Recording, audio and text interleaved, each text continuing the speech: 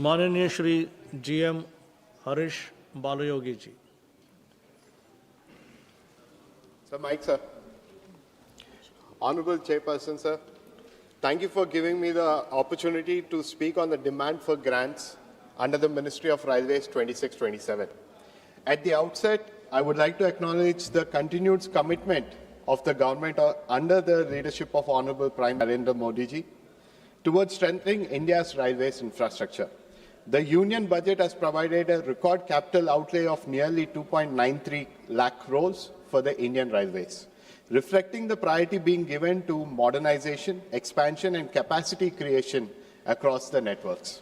In the past few years, we have witnessed several important milestones: the Udhampur-Srinagar-Baramulla rail link and the commissioning of the new Pamban bridge stand among the remarkable achievements of the Indian railways.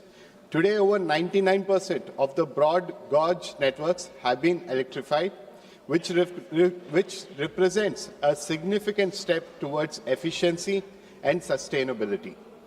Sir, on behalf of the people of my state, Andhra Pradesh, I would like to express my gratitude to the Honorable Railway Minister, Shri Ashwini Vaishnav-ji, for the continued support extended to the state, which has been allocated a remarkable 10,134 crores in this year's railway budget. I also welcome the announcement of 2 high-speed rail corridors passing through the state, which will greatly enhance connectivity and support long-term economic growth.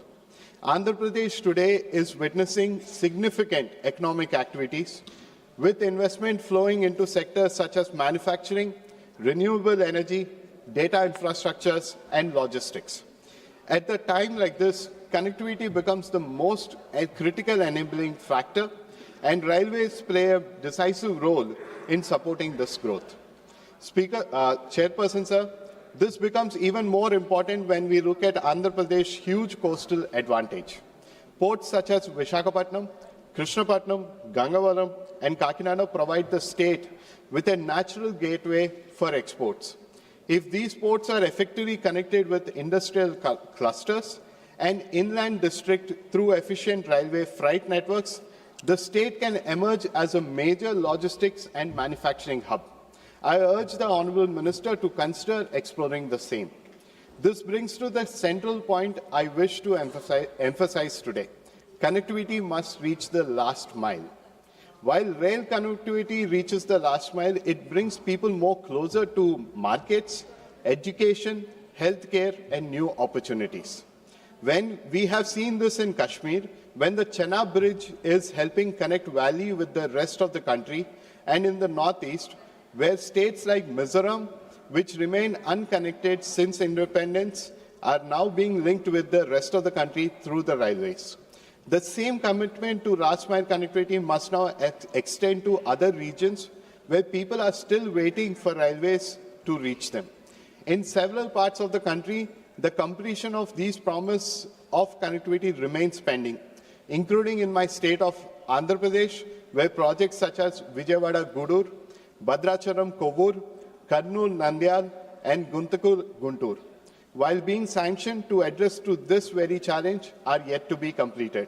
In my own constituency, the Kotipudi-Narsapur railway line has been long cherished dream of my people, as its completion would help bring Konasima's untapped beauty, agricultural products, fishing communities, and industrial cluster closer to the larger markets across India as well as the rest of the world.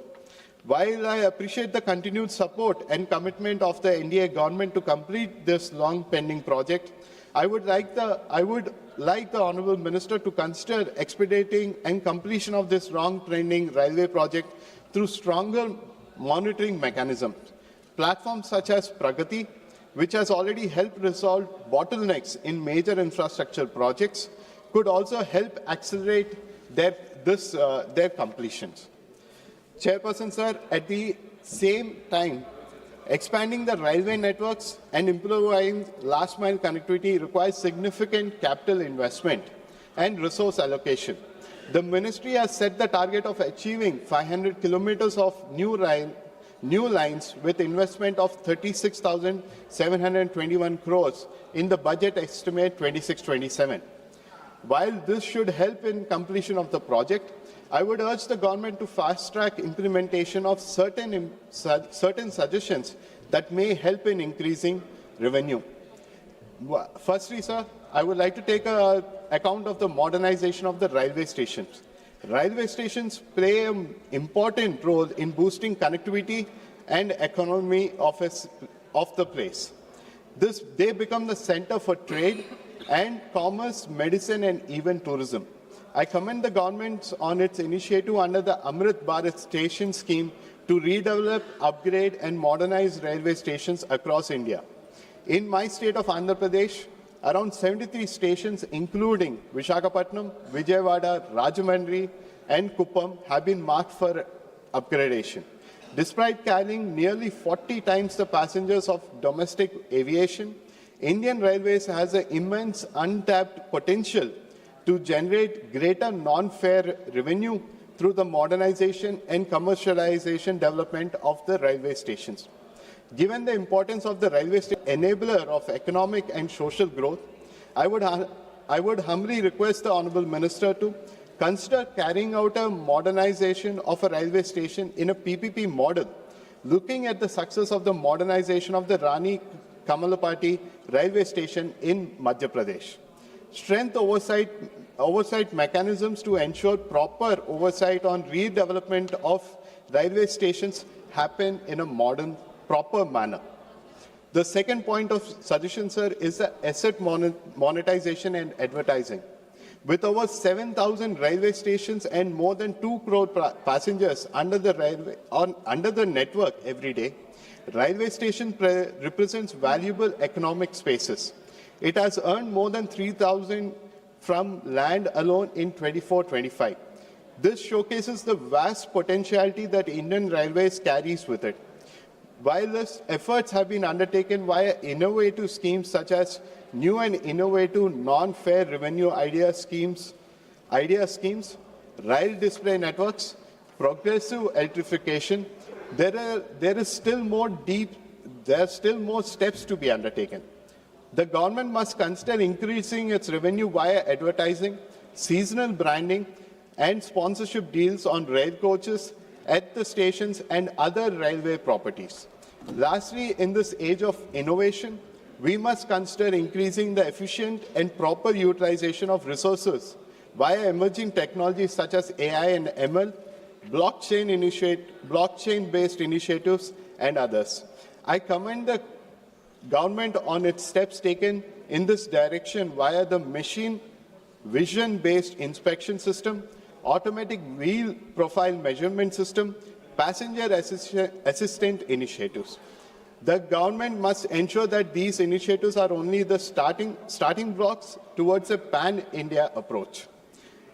Concluding, Chairperson, sir, Indian Railways have always been more than a transport network. It has been a powerful instrument of the economic development and national integration. A railway track that ends just off a short village, a freight terminal that does not connect to a port, or a line that has been surveyed but never completed reflects the distance between where a community is and where it could be. As we move forward towards with a record investment and ambitious reforms, it is important that the benefit of railway expansion reach every region. Strengthening the last mile connectivity, completing long pending projects, and linking emerging industrial regions to the railway network will ensure that the Indian Railways continues to play a vital role in India's growth. With these words, I conclude that the trust that the ministry will continue to prioritize the last mile connectivity and the timely completion of long pending railway projects. Thank you, sir. धन्यवाद. माननीय श्री कौशलेंद्र